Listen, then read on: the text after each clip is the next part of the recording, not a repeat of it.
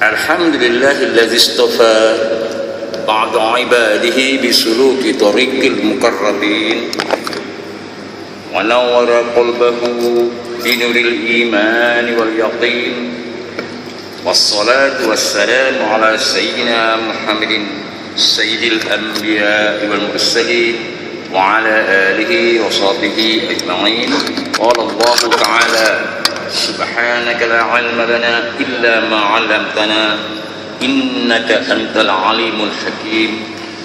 رب اشرح لي صدري ويسر لي أمري واحلل عقدة من لساني يفقهوا قولي وسدد لساني واهد قلبي بحق سيدنا محمد صلى الله عليه وسلم والحمد لله رب العالمين. Assalamualaikum warahmatullahi wabarakatuh. Yang dimuliakan Tuan Imam kita Masjid Diraja Bandar Kerang, yang dihormati tuan-tuan haji, haji-hajah, tuan-tuan, puan-puan yang dirahmati Allah sekalian, maka syukur kita kepada Allah Subhanahu wa taala kerana dapat bertemu sekali lagi di dalam suatu majlis ta'lim yang dipanggil kuliah maghrib. Jadi hari ini kita bertalaki melalui kitab Al-Hikam, Al-Hikam karangan Ibnu Athaillah Al-Askandari. Jadi hari ini pada tajuknya iaitu kita berkongsi ilmu bersama ya. InsyaAllah apa itu punca-punca ataupun pangkal-pangkal atau pokoknya taat dan maksiat. Apa punca? Bagaimana mendatangkan puncanya pada taat? Bagaimana puncanya datangnya maksiat? Jadi dalam kalam Al-Hikam pada kali ini yaitu kata Ibnu Athaillah ya, apabila maksiat, syahwat dan kelalaian merupakan sebahagian daripada sifat-sifat manusia yang tidak terpuji, maknanya terkeji ya, maka hendaklah kita ketahui di manakah pokok pangkalnya sifat-sifat yang keji ini, yang tidak terpuji itu. Untuk ini Imam Ibnu Athaillah Al-Askandari telah merumuskan dalam kalam hikmah beliau ini yang ke-35 sebagai berikut ya. Apa kata beliau?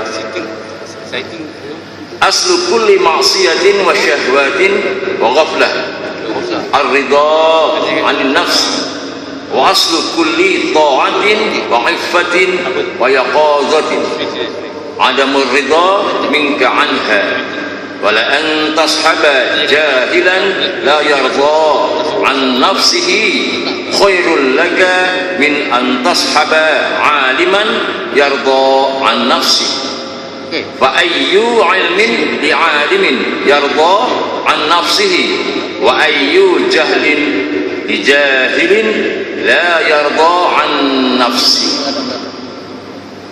Artinya kata beliau, pucuk pangkal, pokok pangkalnya setiap maksiat ini tuan-tuan dan puan-puan yang dirahmati Allah sekalian, apabila setiap syahwat ya kata beliau dan setiap kelalaian ialah ridha terhadap nafs.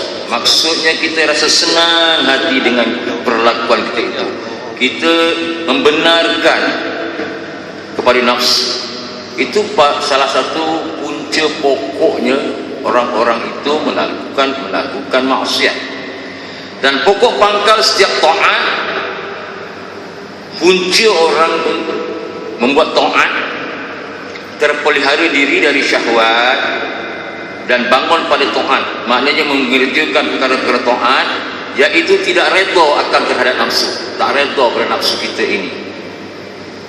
Demi sesungguhnya jika kita bersahabat dengan orang jahil yang tidak redha terhadap nafsunya adalah lebih baik bagi kita. Maknanya kadang-kadang dalam hidup kita ni kita berkawan dengan orang yang orang kadang-kadang tidak ada berilmu pun, tetapi dapat mengawal nafsunya, tak suka pada benda-benda maksiat tetapi tak berilmu. Lebih baik orang-orang macam ni, orang yang jahil begini kita buat kawan ya, kita buat kawan daripada bersahabat dengan orang yang alim yang tunduk ia kepada nafsu. Maknanya kadang-kadang kita tengok pula, wah konon-konon ni kita dapat berkawan pula, bersahabat pula dengan orang-orang yang alim, tetapi orang alim itu sendiri tidak dapat mengawal nafsunya, lebih baik jangan kita kawan, lebih baik jangan kita bersahabat. Jadi kalau begitu kaedah berlaku ya tuan-tuan dan puan-puan yang dirahmati Allah sekalian, dalam kehidupan kita harian ini, yang pentingnya apa dia? Kita memikirkan kepada soal, kita berdoa pada Allah supaya mendapat sahabat, mendapat teman, berkawan dengan orang yang alim, dan dapat pula orang alim itu mengawal hawa nafsunya, maka dapatlah ketempias membimbing kita untuk kepada ke arah jalan yang diredai oleh Allah Subhanahu wa taala.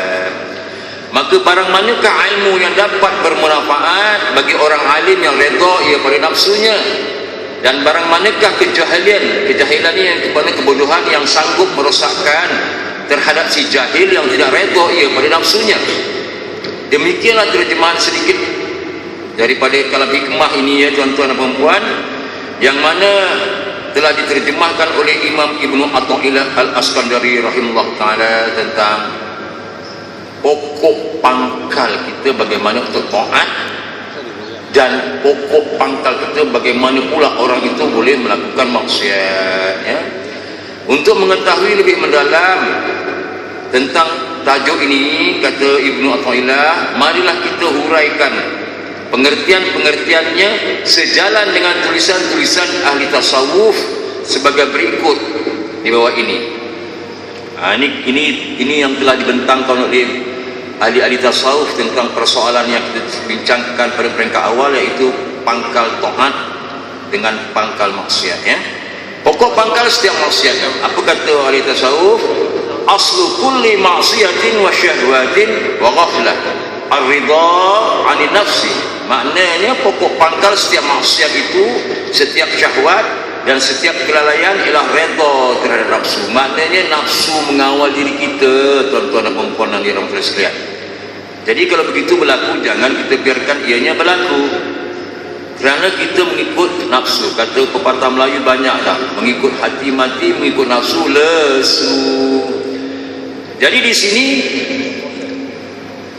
kita lihat apa kata Ibnu Athaillah lagi, katanya kita menemui perkataan maksiat dalam yang perbincangan awal tadi. Jadi di sini apa maksud maksiat di dalam kitab-kitab ilmu tasawuf? Maksiat di sini katanya ialah mukhalafatu amrillahil wajib, yaitu kedurhakaan. Yang dikatakan orang yang bermaksiat ini pada ilmu tasawuf, orang-orang tasawuf, ulama-ulama tasawuf, maksudnya pelanggaran terhadap perintah Allah yang wajib, ataupun keingkaran ataupun kedurhakaan kita terhadap perintah Allah yang wajib. Misalnya kata Ibnu Athaillah, Allah telah memerintahkan kita mengerjakan sembahyang, puasa dan lain-lain, tetapi kita tidak patuhi, maka kita tidak menjalankan perintah Allah yang wajib itu, maka ini juga disebut maksiat.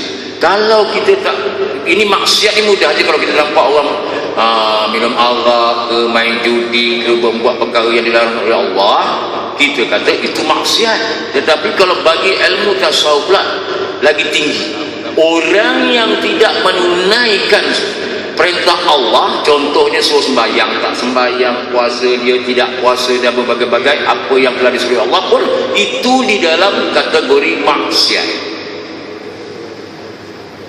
Orang yang melanggar perintah Allah dikategorikan oleh ahli tasawuf orang itu telah melakukan maksiat ya. Apabila kalau kita tidak mengakui bahawa itu perintah Allah, maka hukumannya bukan hanya sekadar maksiat saja, tetapi kufur. Selepas orang itu tidak melakukan perintah Allah, tuan-tuan dan puan-puan yang dirahmati Allah sekalian, kata orang-orang tasawuf, ini dikategorikan maksiat. Dan selepas itu pula orang-orang maksiat ini dikatakan juga kufur, maknanya durhaka.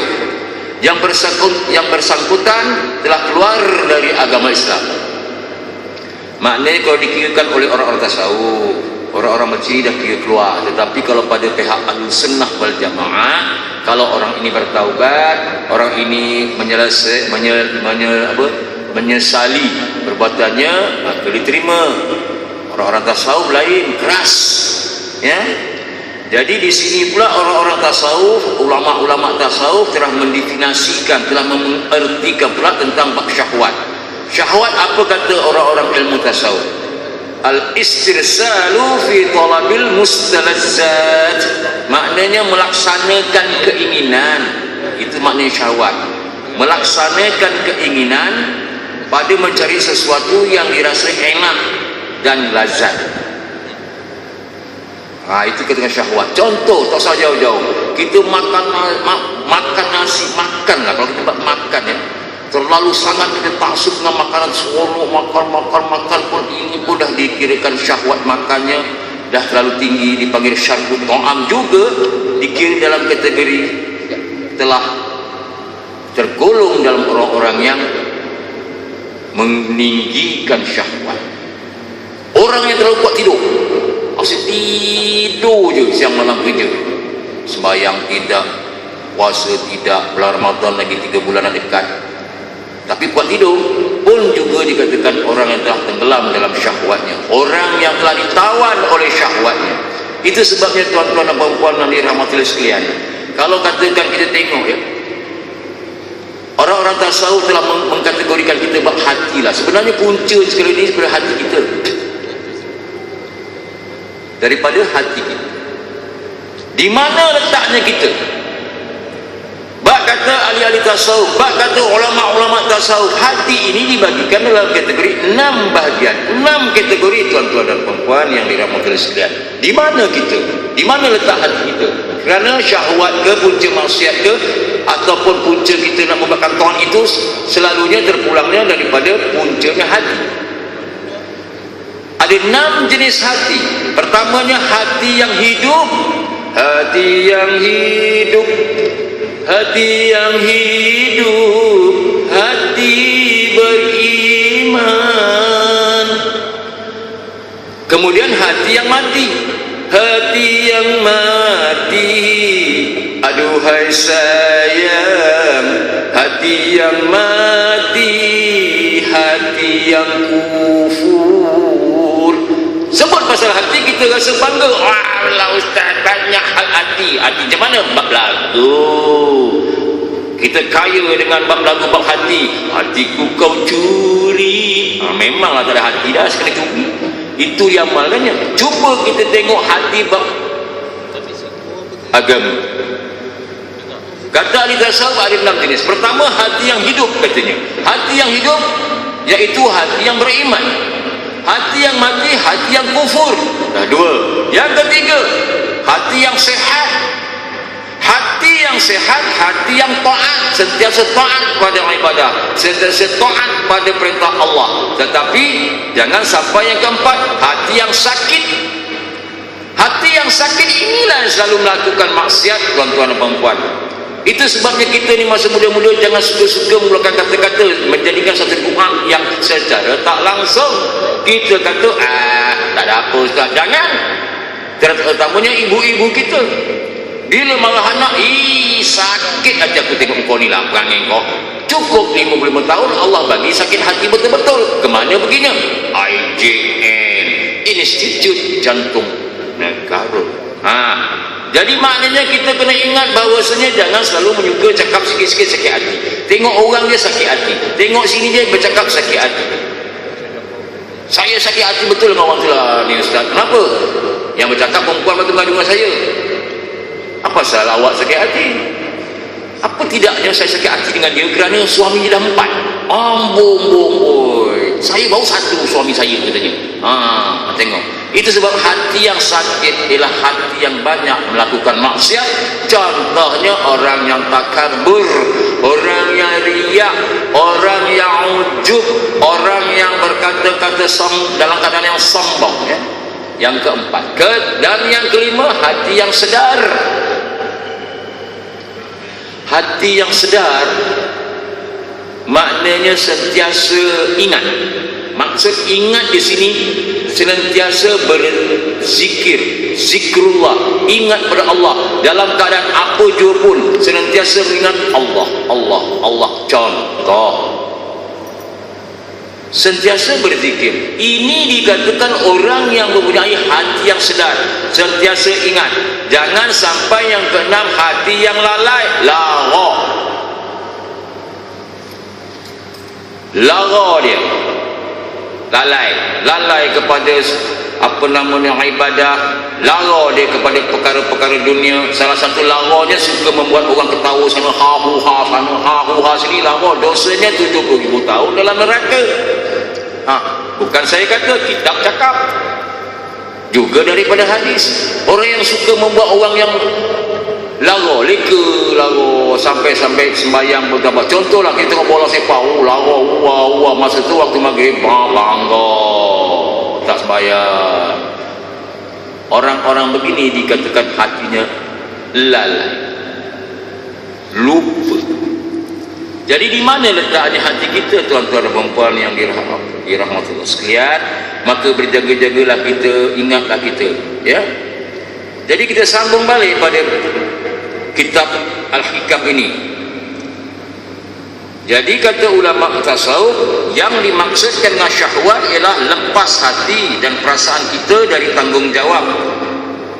Dari tanggungjawab terikat pada agama demi memenuhi hawa nafsu pada mencari kesenangan dan kelazatan yang sesuai dengan kehendak dan keinginan berdasarkan ciri khas tabiat kebinatangan. Misalnya kata ulama tasawuf menyentuh soal syahwat ni, apa katanya? Memuaskan nafsu pada tidur sepuas-puasnya sehingga kita lupa pada kewajipan kita yang harus dikerjakan. Memuaskan nafsu pada seks sehingga norma-norma keagamaan tidak kita perhatikan lagi, dan tenggelamlah kita dalam memperturutkan kehendak syahwat dan nafsu kita. Demikianlah pada contoh dan misal-misal yang lain-lainnya, ya. Kita ambil contoh sedikit. Jadi di sini ada satu lagi dalam bab kita lalai, kata Imam Ibnu Athaillah, definisi al-ghaflah. Ayat pertama dari awal-awal disebut wasyahwatin wa ghaflah ataupun wa ghaflatin. Apa maknanya ghaflah? Iaitu kelalaian. Jadi ulama tasawuf menyentuh tentang apa yang dimaksudkan. Apa yang dimaksudkan dengan kelalaian ialah ihmalul huquqil mandubati wal wajibati bil istirsali ma'a dawa'il hawa. Maksudnya kelalaian itu ialah melengahkan segala hak yang disunatkan dan segala hak yang wajib, melengah-lengahkan dengan melepaskan semua hak-hak itu serta segala sesuatu yang menimbulkan pada hawa. Contohnya mudah aja tuan-tuan dan puan. Kalau kata dah masuk waktu maghrib, azan dah berkumandang, sama ada azan dalam bentuk mati melalui TV atau radio, ataupun azan yang hidup yang kita dengar dari surau dan masjid, kita lengah-lengahkan di rumah. Sama ada tidak berjemaah, kita nak buat seorang secara munfarid. Tapi apa kita buat? Tengok pula TV, nanti dulu, melengah-lengahkan. Lama-lama tak buat. Ini dikatakan lalai. Hati itu agak ada perasaan awal nak buat. Lama-lama siri yang kita tengok tu bagus, melarat-larat sehingga tak buat. Itu dikatakan ghaflah. Ada satu kitab, ya, warna biji kundang, warna pink, Tanbihul Ghafilin. Bagus kitab tu tuan-tuan dan perempuan, kalau ada kita boleh beli dan baca, insya-Allah, ya. Bagus dalam tu isi kandungannya, iaitu Tanbihul Ghafilin, maknanya peringatan kepada orang-orang yang lalai, ghafil. Bagus kitab tu, kalau boleh kita beli, ya, baca dan memperingat kembali. Dari definisi al-ghaflah ataupun ghafil ini, di mana dalam bahasa biasa yang sering diterjemahkan dengan kelalaian, dapatlah kita fahami, iaitu tidak ada perhatian terhadap hak-hak agama, baik yang sifatnya sunat maupun sifatnya yang wajib. Dan semua hak-hak kita anggap sebagai tidak ada saja, kerana dorongan hawa nafsu kita yang menimbulkan kita malas beramal dan beribadah. Maka hal keadaan ini disebut al-ghaflah. Itu sebabnya tuan-tuan dan perempuan, kadang-kadang kita ni pun pelik, tak pelik juga tengok ya apa yang terjadi pada diri kita, pada keluarga kita, kena parti-partikan. Kalau tengok pada orang, kita tengok parti-partikan, menjadikan satu landasan iktibar kita. Bila waktu mega datang, apa tanda-tandanya? Waktu maghrib masuk, belajar dulu pandai, wah ni mega, warna merah, mega di kaki langit, tanda-tanda maghrib nak masuk. Kita pun bersedia mandi dan sebagainya untuk menunaikan solat maghrib, sama ada berjemaah ataupun apa nama seseorang, ya tak? Dipanggil mega merah, tanda-tanda maghrib. Tetapi ada sekumpulan kelompok manusia, dia tengok mega itu tanda-tanda untuk pergi ke suatu tempat, dipanggil mega mall. Time maghrib nak pergi, anak ini dibawa satu kereta, apa hal time azan tu keluar? Biasa berlaku di kalangan masyarakat Islam kita. Apakah ini yang kita katakan Islam? Inilah yang terjadi dalam masyarakat kita, itu dipanggil kelompok ini dalam kelompok kelalaian, lalai, lupa, ya. Hendaknya kalau ada TV itu secara langsung, tinggal maghrib, isyak dia ada alasan panjang waktu Ustaz, okeylah, itu hal dia lah. Jadi apabila itulah kita ketahui arti dari tiap-tiap maksiat, iaitu syahwatnya, kelalaiannya, maka kita naik kepada masalah kedua. Tengok pula masalah kedua, kata Imam Ibnu Athaillah, iaitu dari manakah pokok pangkal tiap-tiap hal keadaan itu, dari mana datangnya perkara itu datang.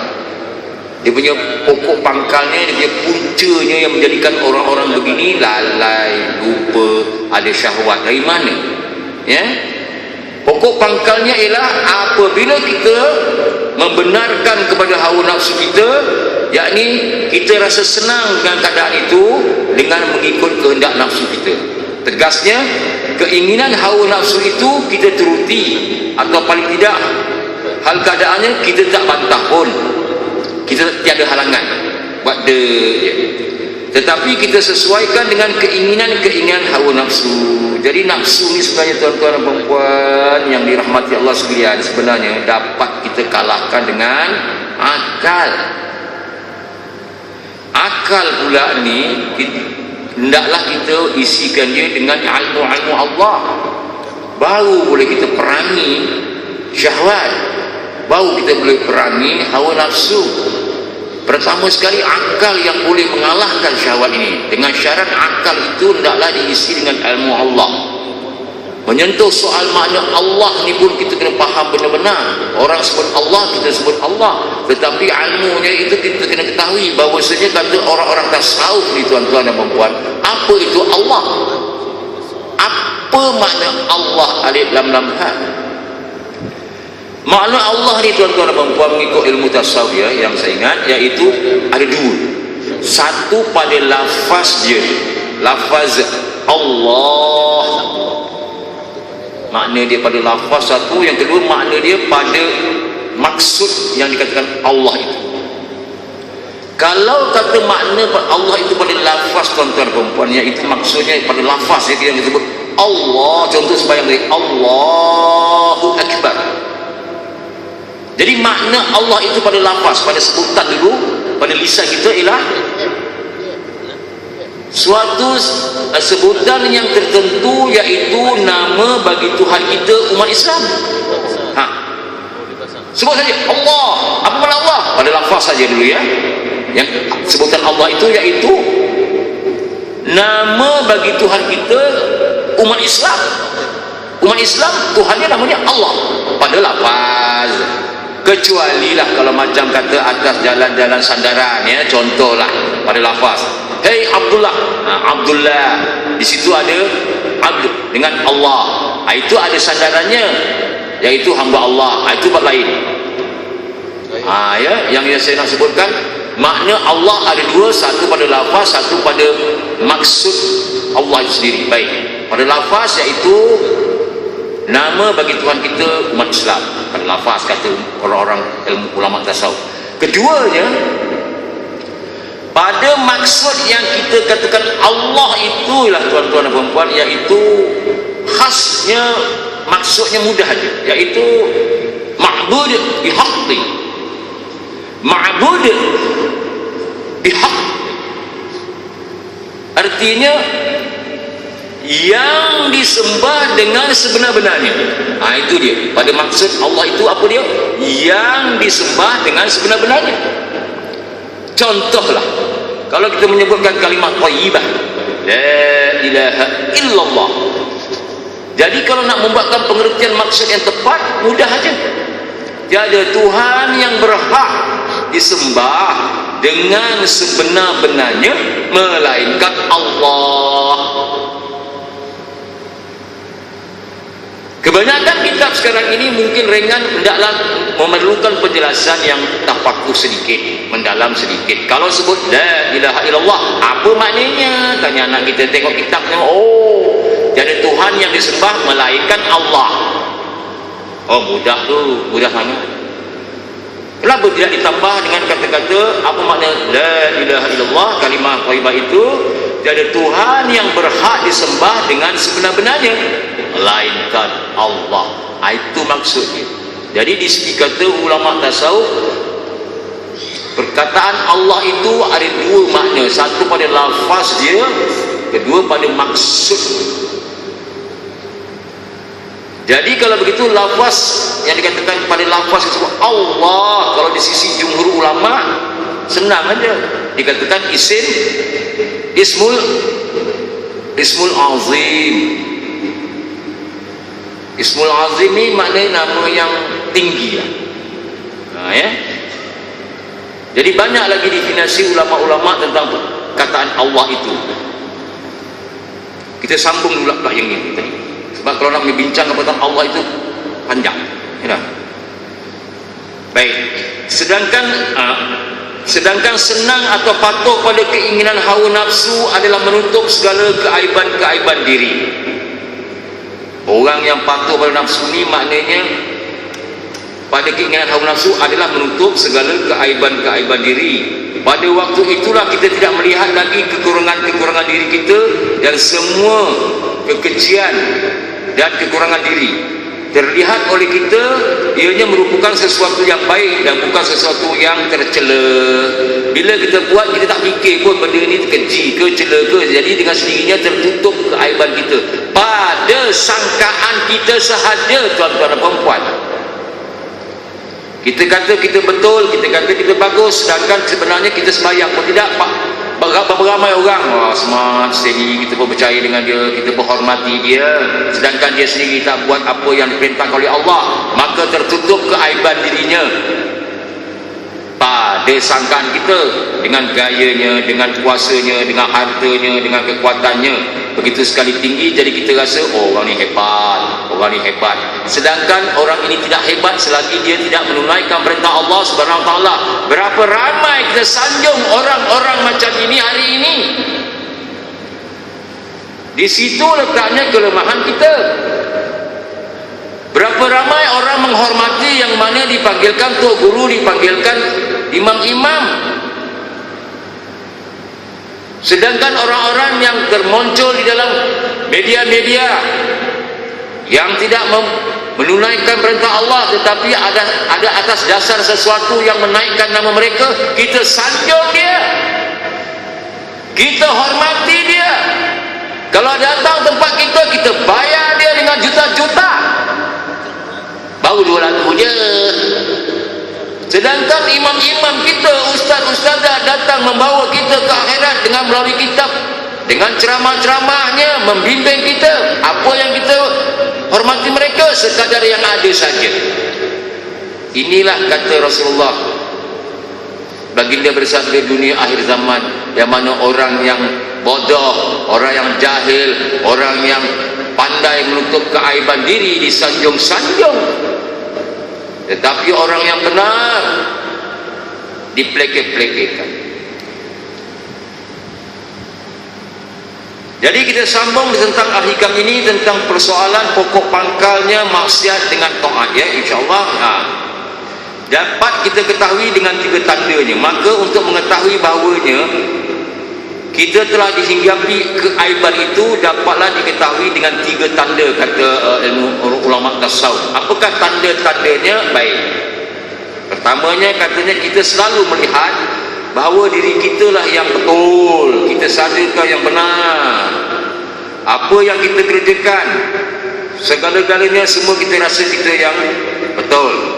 Bahkan apa yang kita rencanakan semuanya itu adalah benar, padahal dasar bertolaknya adalah pada keinginan hawa nafsunya dan bukan kerana agama dan kepentingan umat Islam yang lain. Tuan-tuan dan puan-puan,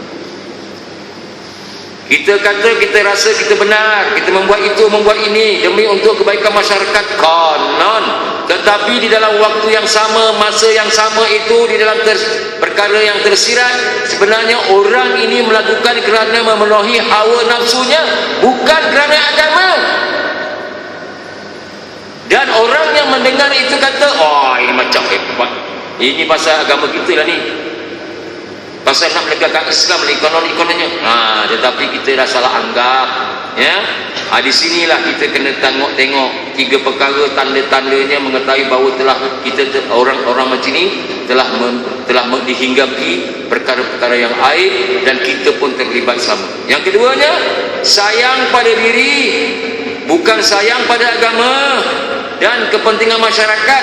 Ada jenis orang yang sayang pada diri saja, tapi kita rasakan lain kerana watak mereka. Baik, tengok, takut dia apabila dirinya kekurangan, apabila dirinya jatuh dari kedudukan, apabila dirinya tidak dihargakan orang, sedangkan penghidupannya adalah pada kedudukan dan penghargaan orang. Maka demi sayangnya pada diri, biarlah orang lain teraniaya kerana dia. Jenis orang macam ni seperti anau di dalam belukar. Mati kawan, mati apa, kau punya pasal, janji aku nak naik ke atas juga. Sebab bila dah naik ke atas, orang dia mengharapkan orang menghormati dia, orang menghargai dia. Memanglah kalau dah ke atas, ya, di sisi manusia sahaja, tuan-tuan dan perempuan. Tetapi orang-orang macam ni kita kena ingat, kena tahu, kena faham. Di sisi Allah Subhanahu Wa Taala out, seperti debu. Allah akan jahanamkan mereka.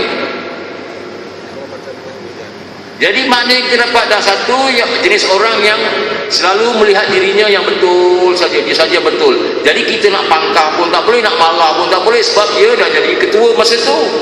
Oh, dia saja yang betul. Kita kan kata tak boleh, kamu salah, tak boleh. Itulah hal yang kita kena ingat. Pasal dia dekat atas. Yang keduanya, sayang pada diri. Orang jenis ini sayang pada diri, tetapi sayang pada dirinya bukan sayang kerana agama, bukan sayang kerana masyarakat Islam, bukan. Kita kena perhati. Yang ketiganya, mentiadakan segala keaiban ataupun menghapuskan segala keaiban dirinya, berupa membersihkan dirinya dari keaiban-keaiban dan kekurangan-kekurangan. Macam mana orang macam ni pula menghapuskan keaibannya? Kita kena tengok, jangan sampai kita terlibat dalam kumpulan begini. Dah tahu dah, okey, kita elakkan, tak mau campur. Jadi kita buat cara kita, macam mana sampai Allah menyayangi kita, ya. Yang ketiganya, orang macam ni pandai dia menghilangkan keaiban dirinya, iaitu tegasnya menutup segala kekejian dirinya sehingga dia tidak mempunyai kekurangan apa-apa. Kononnya lah macam, padahal ia merupakan tong sampah, kata Ibnu Athaillah. Nampak? Padahal ia adalah merupakan di kalangan ulama-ulama tasawuf, orang begini merupakan tong sampah dari semua kekejian dan sifat-sifat yang tidak terpuji. Jadi orang-orang macam yang tak faham, tidak berilmu, tak tahu, telah dikutablikan, kita betul lah orang ni, hebat orang ni. Sebab orang yang bercakap tu tak ada berilmu. Kalau orang yang berilmu dia tahu, dia akan menjauhkan diri. Jangan kita campur. Apabila tanda-tanda ini kita dapati pada seseorang manusia itu, maka ketahuilah bahawa padanya itu telah berjangkit suatu penyakit yang berbahaya, iaitu penyakit rela terhadap kepentingan hawa nafsu, rela kepada kepentingan hawa nafsunya. Barang siapa yang senang ia terhadap nafsunya, rela ia dan dipatuhinya kehendak hawa nafsunya, maka ia menganggap baik kehendak hawa nafsunya itu, maknanya tenteramlah hati syaitannya. Hatinya tenteram, tetapi hatinya jenis syaitan, ya. Kata ulama tasawuf, orang ini digelar berhati syaitan, ya. Maknanya dia senang, seronok, ya. Jadi kita dah tahu orang-orang macam ni ada 3 tandanya. Kadang-kadang kita perasan, kadang-kadang kita nampak, tapi kita kadang-kadang pun rosak juga buat dia. Pasal apa? Ada perasaan takut di dalam hati. Kalau aku lawan di kang, tak dapat apa ni kami. Rupanya kita pun ada kepentingan dengan orang. Kita pun bersandarkan dengan orang. Jadi pun tak boleh pakai sebab kita kena bersandarkan kepada Allah Subhanahu Wa Taala. Allahumma ana, Allah beserta. Habis. Tutup cerita. Allahumma ana. Allahumma ana, Allah beserta aku. Tak ada siapa, bukan dia, bukan kau, bukan awak. InsyaAllah kita boleh lepas di akhirat. InsyaAllah. Jadi di sini kata Ibnu Athaillah lagi, apabila hatinya telah dikuasai oleh kelalaian kepada Tuhan dan ajaran-ajaran agamanya, maka berpalinglah hatinya dari memperhatikan segala keindahan-keindahan, rahsia-rahsia Tuhan yang turun pada hati. Apabila hati sudah tidak memperhatikan itu lagi, pada waktu itulah timbul kekuatan syahwat yang bermaharajalela dalam hati manusia. Sebab itulah hati tidak sanggup menolaknya dan membasminya ataupun menghapusnya, disebabkan hati sudah lumpuh dan lemah kerana telah dilalaikan oleh syahwat, telah ditawan oleh syahwat. Nah, ya, apabila gelora syahwat telah berkuasa dalam hati, maka inilah yang menyebabkan anggota tubuh jatuh terlena tanpa sedar dalam jurang kemaksiatan, bermandikan lumpur maksiat dan bergelimang dengan debu kedurhakaan. Ini bahasa-bahasa ilmu tasawuf, ya. Bergelumang. Itu sebabnya kita ni sentiasalah lidah tak kering dengan zikir, tuan-tuan dan puan-puan yang dirahmatilah sekalian, ya. Tadi saya kata sebut Allah, selalu juga sebut Alhamdulillah, Alhamdulillah, selalu kena sebut pada tempat tertentu.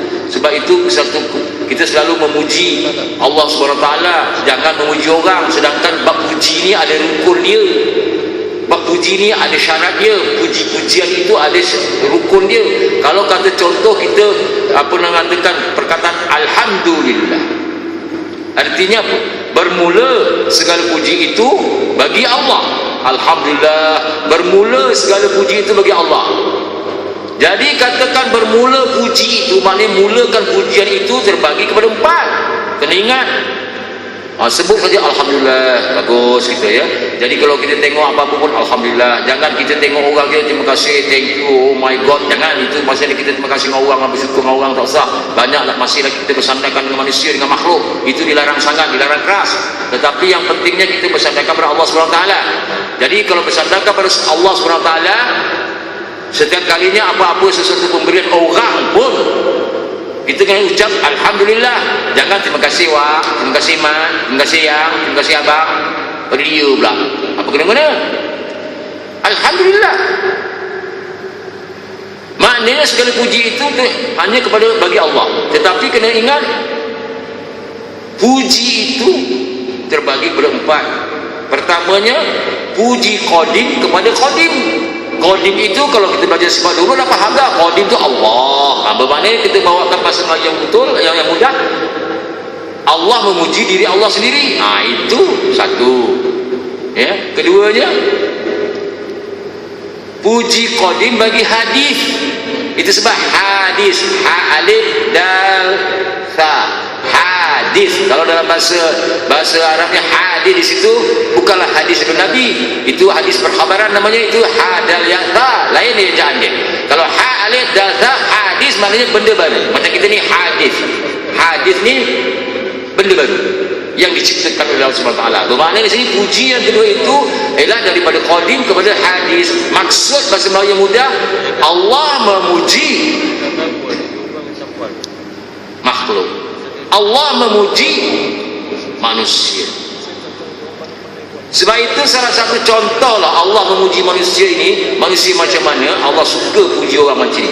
Apa kata Allah dalam surah Shad ayat 30 itu terkandung, tuan-tuan dan puan-puan. Surah Shad ayat 30. Ingat apa kata Allah? A'udzubillahi minasyaitonirrajim. Ni'mal 'abdu innahu awwab. Apa kata Allah? sebaik-baik hamba-Ku itu yang banyak bertaubat. Allah sangat memuji orang yang suka bertaubat. Sikit-sikit je kita astagfirullahaladzim, kita bertaubat. Astagfirullahaladzim sebagai lisan saja belum cukup dikatakan taubat. Taubat adalah dengan anggota. Kita membuat sesuatu itu, meninggalkan perkara-perkara maksiat, meninggalkan perkara maksiat dengan anggota dipanggil taubat.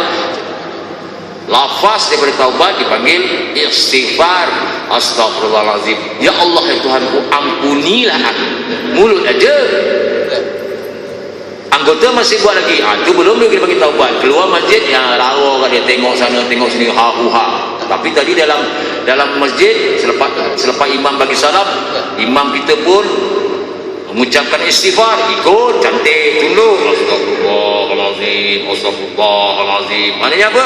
Ampuni aku ya Allah, ampuni aku ya Allah. Cantik bahasa tu. Keluar masjid, nak kau tengok barisan sini, itu belum boleh pakai.